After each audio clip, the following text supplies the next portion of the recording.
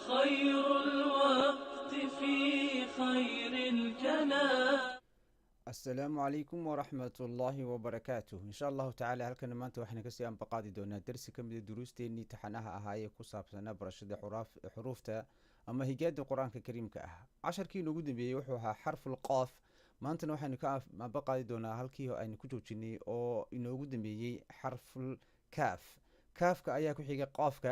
marka waxaad u fiirsataa halkan xarafka ugu horeeya ee buluuga ah waxa saaran xaraf yaroo dul hoosta kaga xidhan oo laam baa la moodaa, laakiin hamze yar baa hoosta kaga xidhan. hamzahaasi wuxuu bedelayaa xarafkaasi laamka u eeg oo kaaf uu ka dhigaya, oo kaafka saasaa loo qoraa. qaababka kaafka loo qoraa ka mid a. kaafka haddaad u fiirsato markuu yahay ugu bilowdo kelmadda bida dul saaray waxaa loo akhriyayaa kaaf keligiya oo markuu kelmadda ku bilowdo. waxaa ku xiga oo dhexda ku jira xaraf kaaf cas iyo waaw iyo ta oo dul saaran tahay m. waa markay kelmadda dhexda kaga jiraan ama middleka ay ku jiraan. halka ugu dambeysa wuxuu noqonayaa kaaf ka ugu dambeeya kelmadda amaba at the end of the word. markuu kaafka ugu dambeeyo saasaa loo qoraa. halka hoosta waxaa ku qoran amaba halkan dhinacan hoose kaaf fadxa saaran oo loo akhriyo ka, iyo kaaf hoos dhow saaran oo loo akhriyo ki, iyo kaaf doma saaran yahay oo loo akhriyo ku.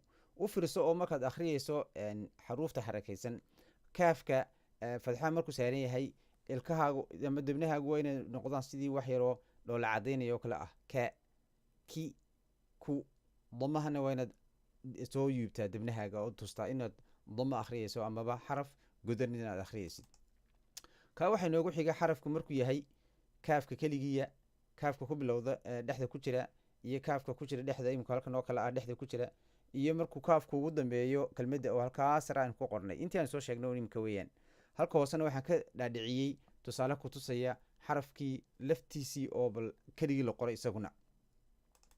halkan waxaynu ku arki doonaa xarafkii oo shaqo dheer la saaray amaba alkaa waxa ugu horeeya imika waa kaa, kan dhexda ku jira waa kii, ka ugu dambeeya xaggaa ku yaalaana wuxuu noqonayaa ku.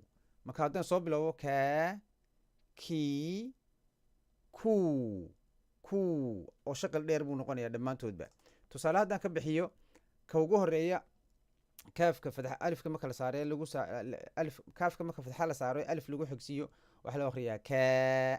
tusaalihiisuna aniga hoosta kugu qoray, halkan hoostaad ka arki kartaa. waa walil kaafiriina cadaabun aliim.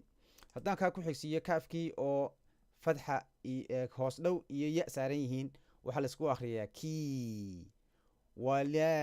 walal mushrikiina. iminka tusaalaha halkan ku qoran oo kale, tusaalaha halkan kugu qoran waxaad arki kartaa halkaa kugu qoran dhinacan ku jira waxaad arki kartaa tusaalahaasi inuu yahay walal mushrikiina oo kaafkii iyo yaba iska daba dhacay. marka u firiso oo halkaynu kusoo dhiganay higaadii kaafka markaad fadxa saarto waxaa holweys la saaxiiba fad alif kaa sida halka hore kugu jirta. haddaad hoos dhow saartana waxaa la saaxiibaya sidii dhexdan kugu jirtay marka halkan dhexda ku jirto kii. ka ugu dambeeyana waa ku. tusaalihiisina wuu inoo soo socdaa. iminka kan ugu dambeeya wuxuu noqonaya isaguna kaaf doma ku. bal casaankan hoosta kasoo dhaadhacay u fiirso walaa takunuu oo mid kasta tusaalihiisii ayaan hoos noogu tusiyey sidaan kuu tuso markuu ku dhex jiro kelmaddii iyo markuu bartanka kaga jiro iyo markuu kaa, kii, ku ama shaqal dheer ay dhexda kaga jiraan iyaguna. halkan waxaa muhiim ah in la sheego xarafka halkan ku qoran iminka kaafkiiyo cas weeyaan oo ku xigo waaw uu sukuun saaran yahay waxaa loo akhriyaa kow. halkan waxaa ku qoran kaaf uu fadxa saaran yahay waxaana ku xiga ya uu sukuun saaran tahay. labadooda waxaa la isku idhaahdaa xuruufu liin. marka kaaf fadxa saaran yahay oo waaw fadxa sukuun saaran yahay ku xigo iyo ya sukuun saaran tahay ku xigto waxaa loo akhriyaa ka ugu horeeya waxaa loo akhriyaa kan haddaan akhriyay imka wuxuu noqonayaa kow. kanna haddaan akhriyo wuxuu noqonayaa kay. kow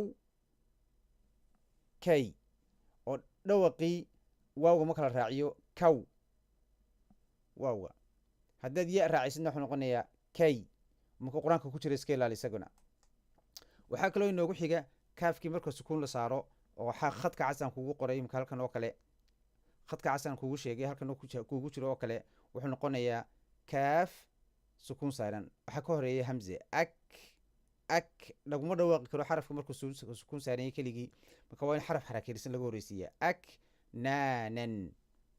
aknaanan haddaan ku xigsiyeynta waxay noogu xigaya tanwiinihii tanwiinta markuu xarafku saaran yahay waxaa loo akriyaa kan ama laba kordhow iyo laba hoos dhow iyo laba gudaalba soomaaliga way yidhahdaan kan kin iyo ka xaggaa ku qoran oo la yidhaahdo kun ka ugu dambeeya oo ka ugu dambeeya wuxuu noqonayaa inuu noqdo kun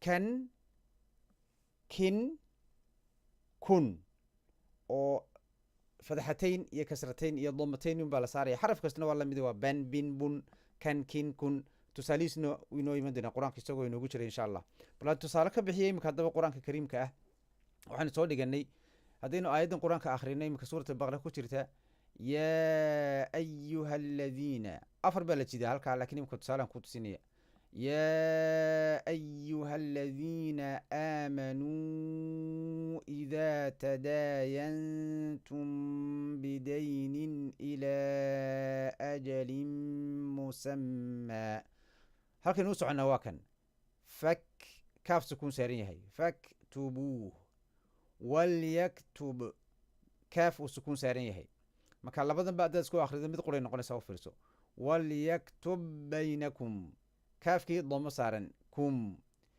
ka fadxa mad bilالif ka wanigi imka halkan kusoo dhiganay ki ku marka kaafkii oo alif saaran waa kaas oo fadxa ku xigo katibun bilcadl walaa ya'ba katibun kaaf kale an yaktuba kama kaaf fadxa iyo miim iyo alif kama callamahu allah falyaktub kaaf sukuun saaran oo dhexda ku jira marka tusaalayaashaasoo dhan waxayna tusayaan kaafka sida loo qoro iyo markay qur-aanka ku jiraan sida loo akhriyo ilaahayna waxaan ka baryaya dhammaantiinba inuu inagu anfaco qur-aanka insha allahu tacaala halkan waxaanu ka odhan doonaa markaas dhammaadkii casharkan weeyaan wasalaamu calaykum waraxmat ullaahi wabarakaatuh ilaahay nagu anfaco waalidkeen iyo waalidkeen iyo waalidkoodiiba ilaahayna ha u naxariisto waxaan idinkaga tegayaa saa iyo nabadgelya wasalaamu calaykum waraxmat ullahi